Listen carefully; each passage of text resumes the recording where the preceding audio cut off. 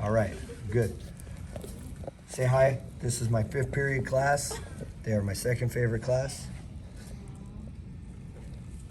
Hey, 2nd is good. 2nd is not a bad thing. Yeah. So you'll see it on YouTube, yes. All right, so we are officially recording this one. You're seeing on camera what we're seeing on my screen right here. So a couple of things. Number one, let's start off. Stuff that you're gonna want to have at your desk today. And we're gonna have options. There are some options that are a little bit better than others. We've got our wood panels. These are going to be a wonderful choice. Goods.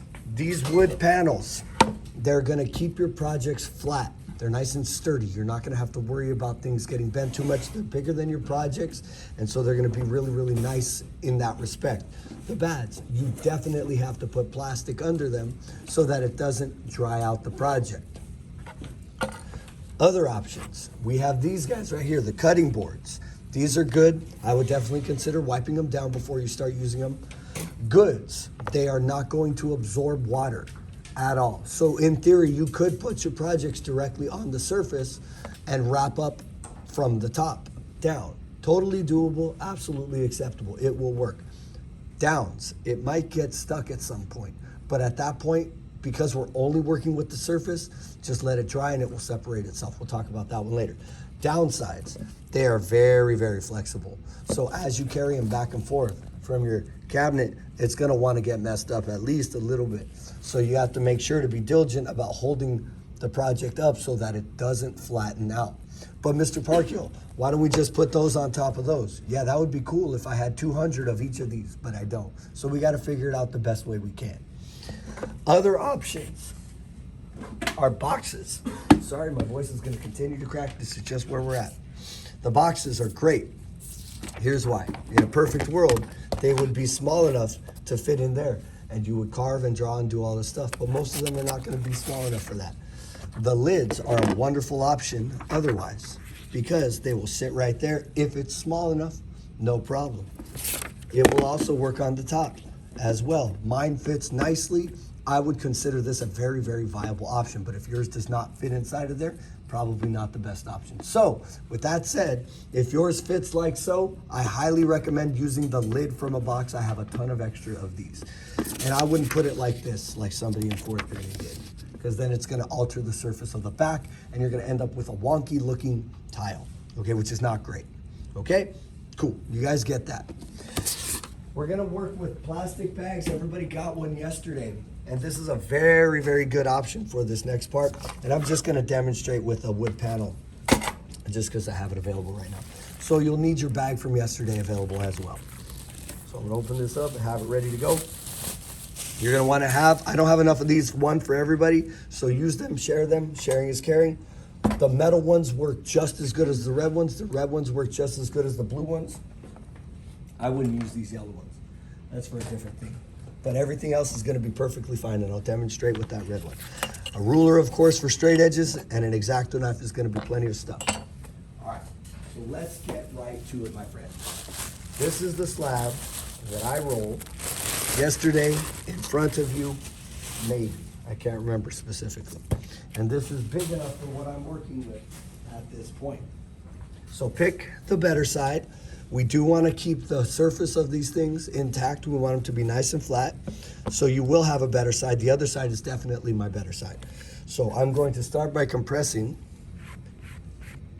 the back side of my tile so I know I have that compression, so that I know that it's smooth.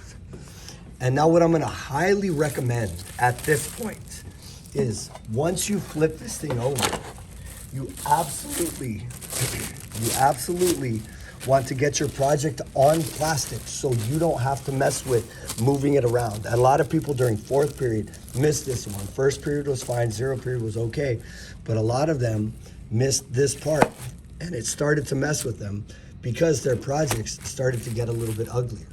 So once you put it down, you wanna leave it alone so that you don't have to lift up these edges and mess with them. I promise you, it will look better if you follow these steps. So check in with me if you get stuck, ask questions. But now the cool thing about this is I don't have to touch the surface. I don't have to lift it up anymore at all. Because I'm already at my front side, the face side of my image. Of course, I'm holding the bag because the clay wants to move around. But this red one's doing just a fine job, as good a job of compressing and cleaning up the surface. Cool? Does anybody have any questions about that so far? Find my image. Cool.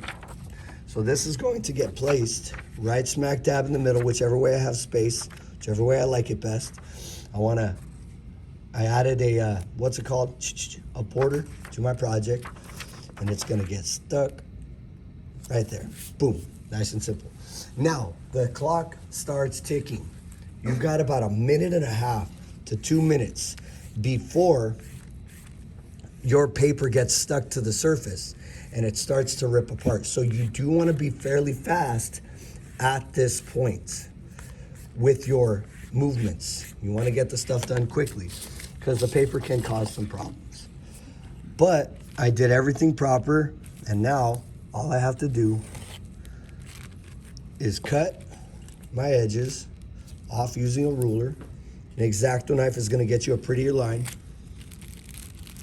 These bags might get messed up from this X-Acto knife process. Not the end of the world, but have a light touch.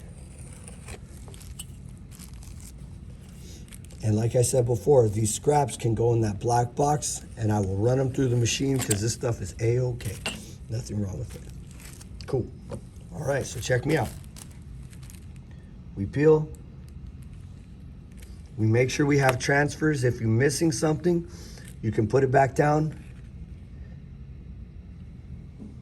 and re-rub it, and then everything works the exact way that I planned it.